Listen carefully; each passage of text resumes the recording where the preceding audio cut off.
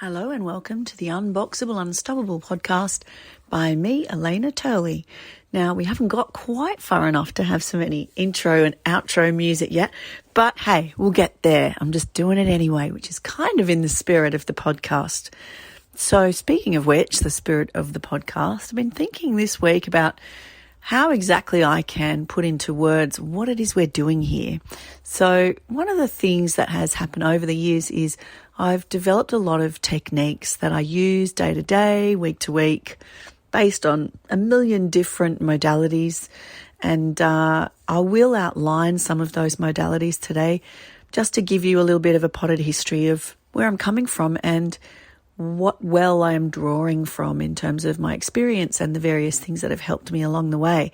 Now, the thing is here, I'm going to get a little bit personal, so I hope that's okay with you. I'm going to tell some stories and I could get emotional, but I'll do my best to keep the stories moving and not drone on about anything boring. All of it will be quite interesting, I hope, and mostly the aim here is to give you some value with what I'm talking about. So the loose theme today is guilt.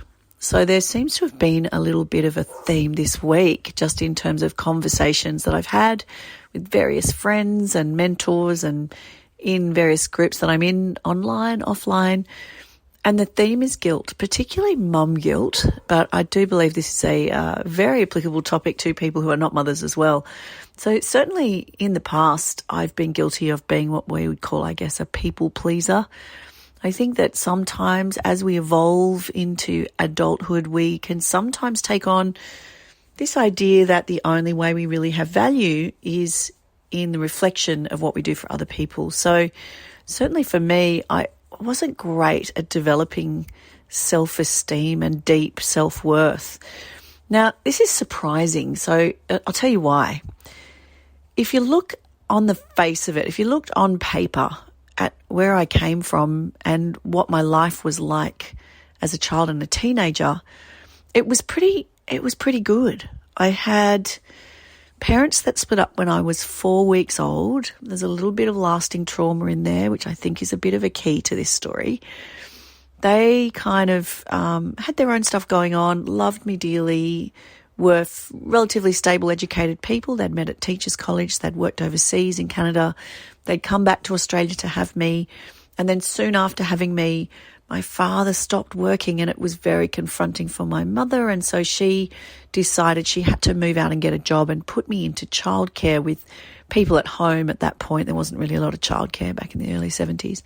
So it was a little bit difficult and depressing, I think, a time. I don't want to put my own filter on it, but I imagine it was a very difficult time for her. And ironically, I mirrored a very similar story in different ways, detail-wise, but had a very similar experience years later with my own first child, where I split up with my partner when he was 3 months old, funnily enough, and moved out. So a similar thing.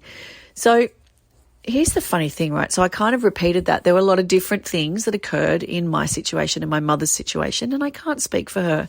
But I will say that as the years went by, she repartnered when I was 6, remarried when I was 8 or 9. He became an accountant. We had a financially pretty, on the face of it, pretty stable situation at home. I went to a beautiful primary school, had amazing teachers. I went to a selective public high school in Sydney, a girls' school, which was pretty amazing opportunity-wise, and made great friends and had a pretty good kind of upbringing. Now, I guess beneath the surface, and this is what's interesting, being a person myself who is reasonably sensitive, in fact, I've been told in the past, too sensitive or highly sensitive. There's a lot of different ways to word that these days. But I have found that some people find that very confronting. Certainly there were people I've met along the way that, didn't think that being a sensitive person was a good idea. But I mean, that's hilarious, isn't it? Because you don't really necessarily get a choice about being sensitive or not. I mean, you can certainly suppress your feeling and suppress your sensitivity, and you can deflect and manage it or maybe not manage it in those ways. But I would say that there are some inherent dangers in taking that path. And I was always one of those people that, whether I liked it or not, I was very perceptive and very empathetic towards those around me. Now, I now realise that actually can be a superpower. That can be something that informs my work now and informs my ability to educate, my ability to mentor and coach, as I do in the membership that I'm building at the moment. And certainly as a martial arts instructor, it allows me to respond and be very responsive to my students, and as a high school teacher as well.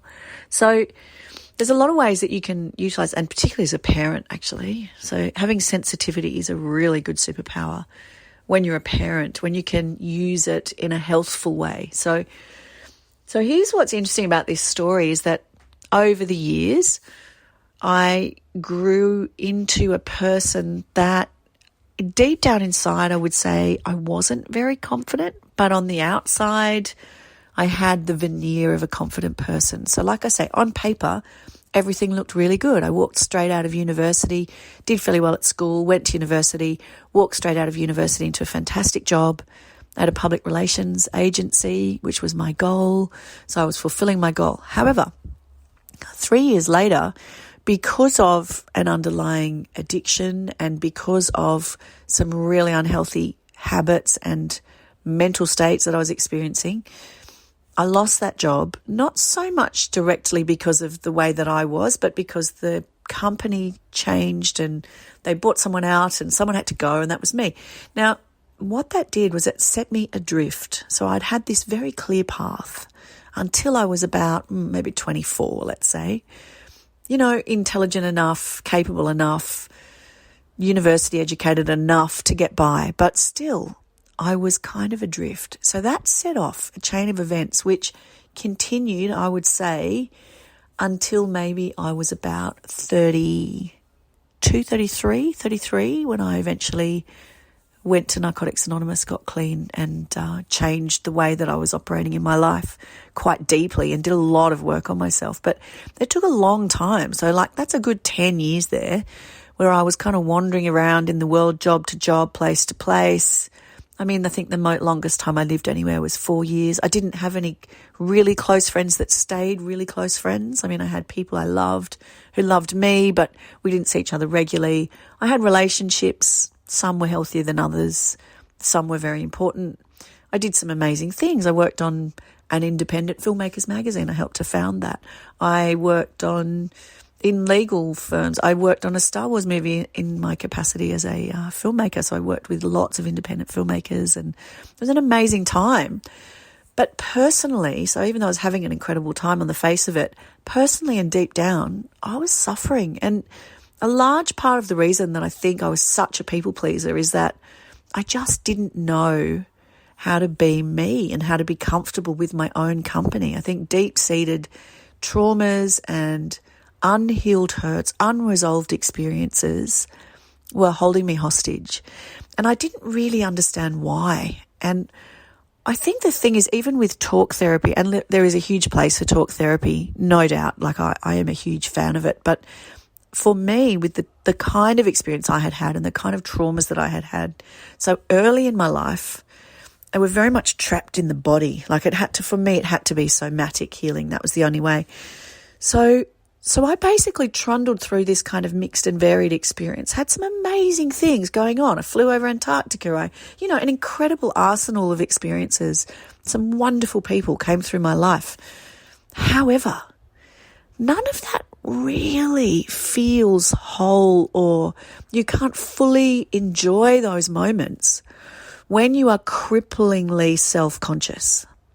So even though I had become very good at looking pretty confident, I had become very good at playing the game and pretending that everything was okay and managing to seem sort of whole and functioning, I think some people could see through that veneer. I had to stop training martial arts because you can't really, I don't think, train martial arts effectively and deal that closely with people and have intimate relationships as you do in a martial arts class if you are not okay deeply within yourself. And so I got as far as I could with martial arts in the state that I was at that time currently. I had a couple of bad experiences, and then I decided I couldn't keep training. Plus my addiction kind of took over, as it would at various times, because that's a really good way to escape reality, right? So getting out of it is a really good way to kind of change the way that you cope with things, or basically not cope with things. So over the years, progressively, this kind of war of attrition on my soul kind of happened. And then I was in a relatively, very loving but relatively unstable relationship, had a child, unplanned but wanted and loved. And when I had that child, I really believed that having a child would save me. I really believed that having a child would change me. Now, it did change me, but it wasn't enough to completely heal me. And I think what I sort of thought was that if I was in a loving relationship and if I had a child, that I wouldn't have to do the work on myself that I knew I needed to do deep down. So anyway, I had the child, and then there was this kind of house of cards effect where the relationship was failing. Where we lived, we couldn't live there anymore. We got evicted. I lived on my own because I couldn't work out how to find a place to live with my partner at the time. I couldn't get him to commit.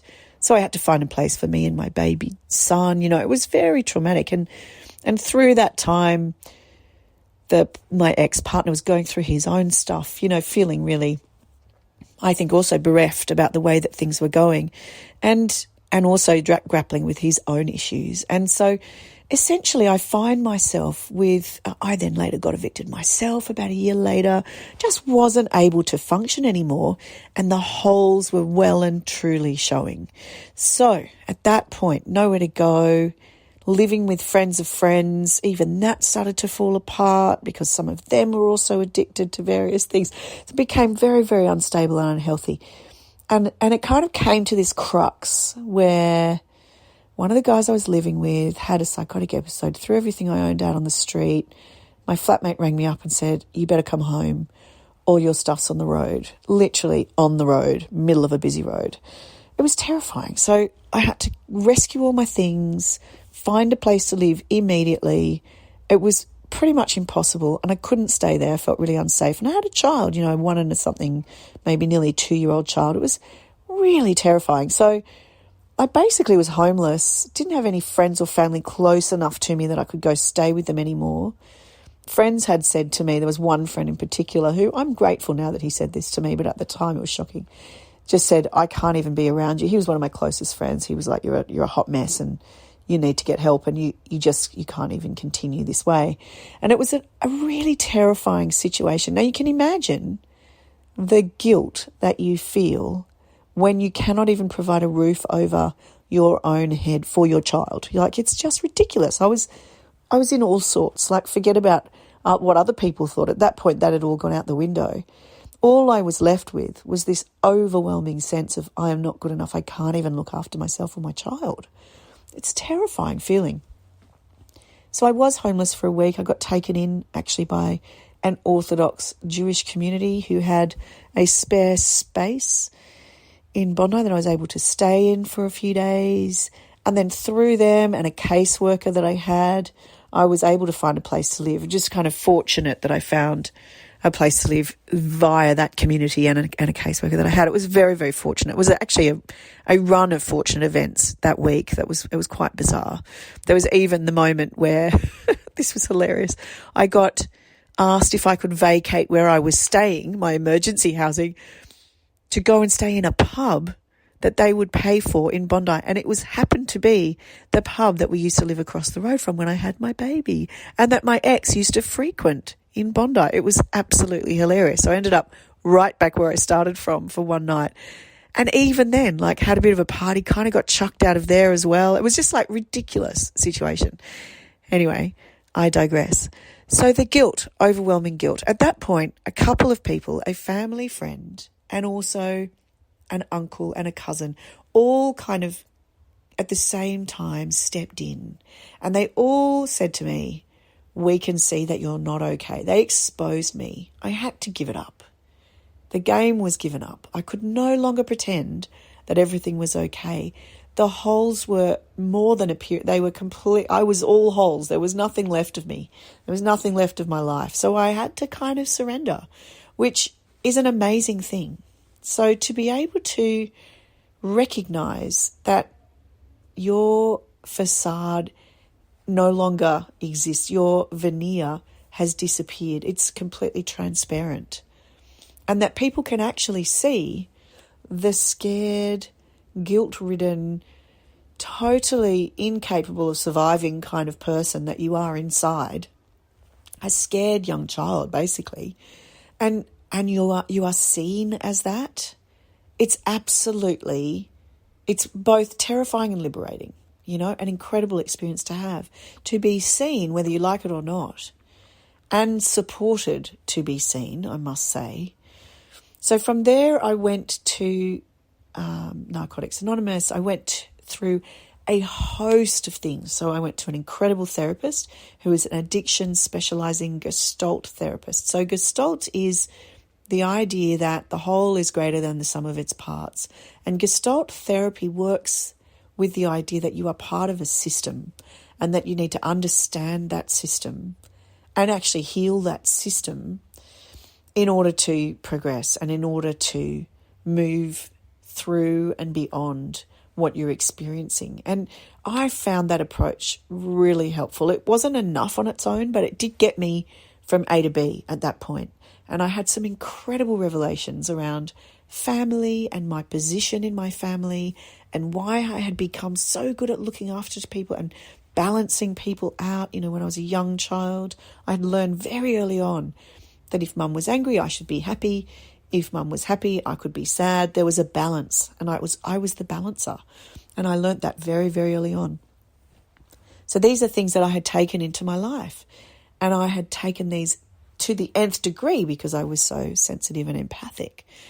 So then, next thing that happened, doing NA, I realised that it wasn't really enough for me to do all talking. Now, NA itself is an incredible process. The 12 steps are an amazing, powerful system. And even if you're not an addict, my grandmother once, bless her soul, came to one of my meetings where I got a chip, as they say, where I got a little tag that tells me how long I'd been clean, and you sort of celebrate that in NA.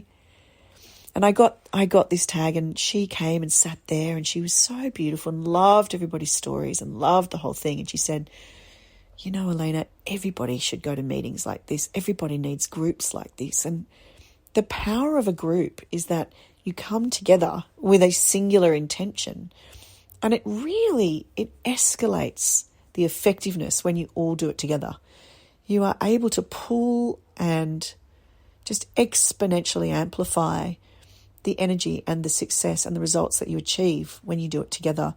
Not only do you have support, but you have people who understand around you, which allows you to safely explore what you need to explore and safely expose what you need to expose, where you would otherwise hold it close and hold it beneath the surface. And that's incredibly powerful, I believe. Again, something that we'll do in my membership.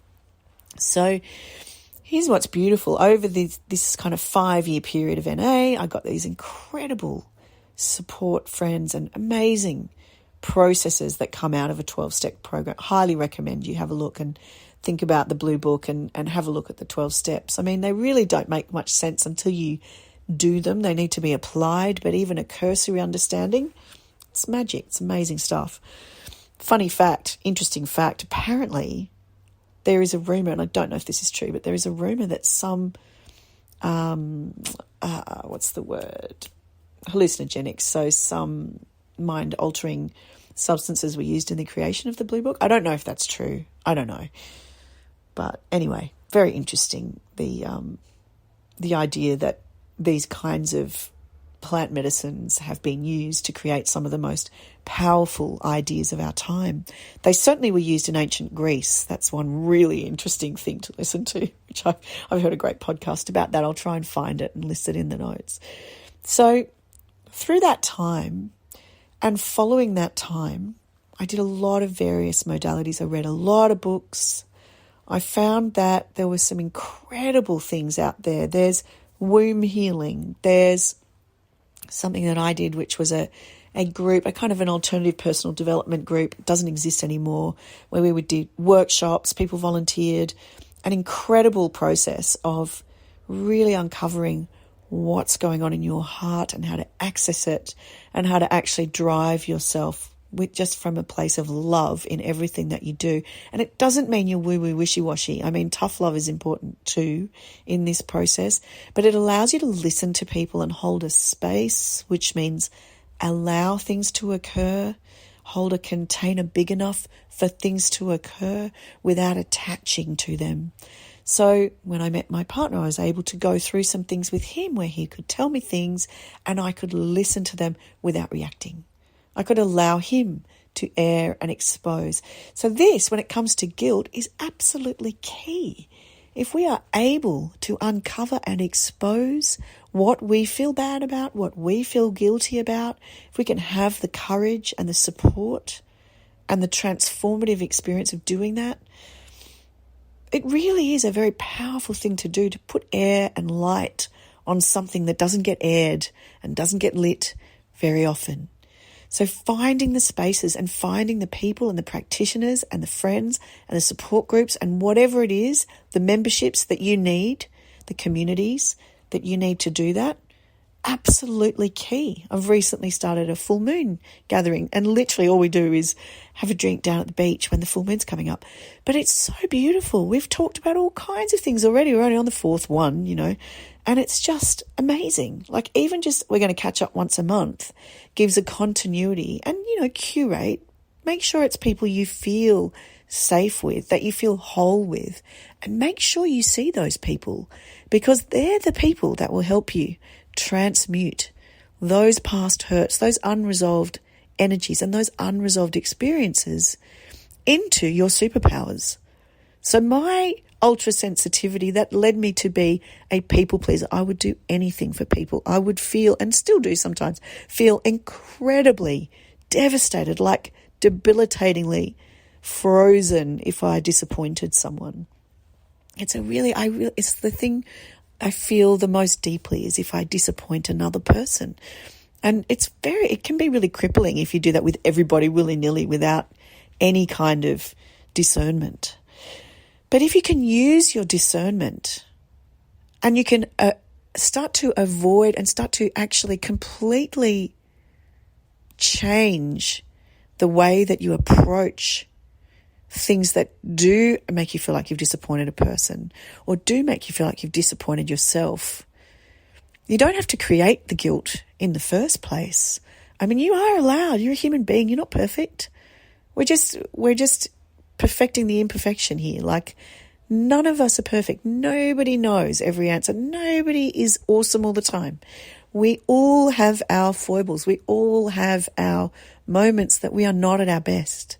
And if we can understand that, forgive ourselves and just embrace that that is the way we are and accept it. And I mean, really do the work to accept that.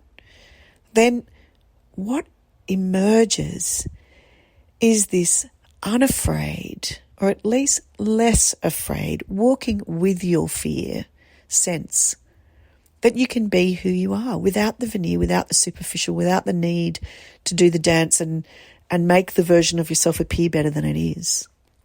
And that, my friend, is incredibly liberating. That is also non-guilt inducing.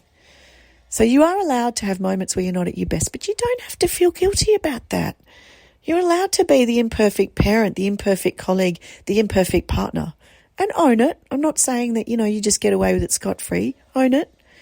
Thank people for putting up with it if you need to. It's better than saying sorry. Say sorry if you have to, but really saying thank you for letting me mess that up is much more empowering, especially with your kids. Instead of saying, sorry, I yelled, you can say, thank you for letting mummy go through a difficult moment.